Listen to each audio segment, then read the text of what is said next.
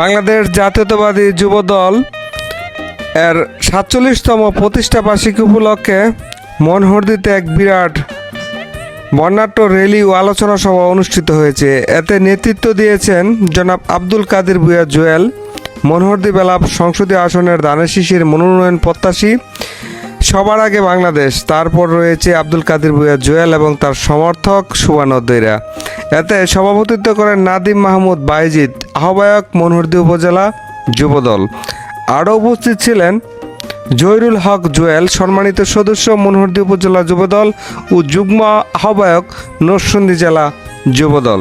প্রতিটি ইউনিয়ন থেকেই দলে দলে লোকজন এই র্যালিতে ও আলোচনা সভায় যোগদান করে। কেউ যোগদান করে বাদ্যযন্ত্র সহকারে, এবং এখানে যে বৈচিত্র্য এবং বিচিত্রময় জিনিসটি দেখা গিয়েছিল সেটা হচ্ছে লাল রঙের একটি ছড়াছড়ি।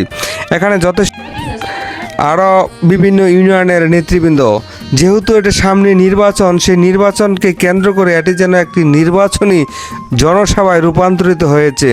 মনহরদী উপজেলা যুবদলের ইতিহাসে আজ ২৮শে অক্টোবর রোজ মঙ্গলবার সারাদিন ব্যাপী যেন এই যুবদলের প্রতিষ্ঠা বার্ষিকী উপলক্ষে ৩টি পর্যায়ে এখানে সমাবেশ ও র্যালি অনুষ্ঠিত হয়েছে। সকালবেলা যেই র্যালিটির সেই দৃশ্যটা আপনারা দেখতেছেন, লাল রঙে রঙ্গিত হয়ে গিয়েছিল মনহরদী বাসস্ট্যান্ড থেকে মনহরদী প্রধান যে রাস্তা।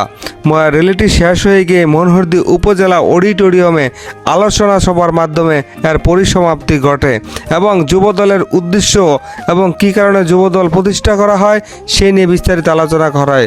১৯৭৮ সালের ২৭শে অক্টোবর শহীদ প্রেসিডেন্ট জিয়াউর রহমান এই যুবদল প্রতিষ্ঠা করেন। যুবকদের নিয়ে পৃথকভাবে একটি স্বতন্ত্র দেশ সেবায় উদ্বুদ্ধ করার জন্য দলকে সুসংগঠিত করার লক্ষ্যে আজ থেকে ৪৭ বছর পূর্বে প্রতিষ্ঠা করা হয় বাংলাদেশ জাতীয়তাবাদী যুবদল। ইসলামী মূল্যবোধ এবং বাংলাদেশি জাতীয়তাবাদে উদ্বুদ্ধ হয়ে এই বিভিন্ন আন্দোলন সংগ্রাম লড়াই এই যুবদলের গুরুত্বপূর্ণ অবদান পরিলক্ষিত হয়। আপনারা দেখতে পাচ্ছেন বিভিন্ন ইউনিয়নের তাদের নিজস্ব ব্যানারে নিজস্ব রঙে ঢঙে তারা এখানে এসেছিল। হাজার হাজার নেতাকর্মীদের উপস্থিতিতে এই যুবদলের ৪৭তম প্রতিষ্ঠাবার্ষিকী উপলক্ষে যে আলোচনা এবং র্যালিটি অনুষ্ঠিত হয়েছে তা অত্যন্ত তাৎপর্যপূর্ণ এবং গুরুত্বপূর্ণ। এই কারণে যেহেতু ২০২৬ সালে রয়েছে জাতীয় সংসদ নির্বাচন, সেই নির্বাচনে মনহরদী ভেলাবর সংসদীয় আসনে প্রায় একাধিক মনোনয়ন প্রত্যাশী রয়েছেন, যারা প্রত্যেকেই তাদের ব্যক্তিগত ইমেজ এবং রাজনৈতিক প্রেক্ষাপটে প্রত্যেকেরই গুরুত্ব রয়েছে এবং সেই গুরুত্বকে কাজে লাগিয়ে সামনে যে মনোনয়ন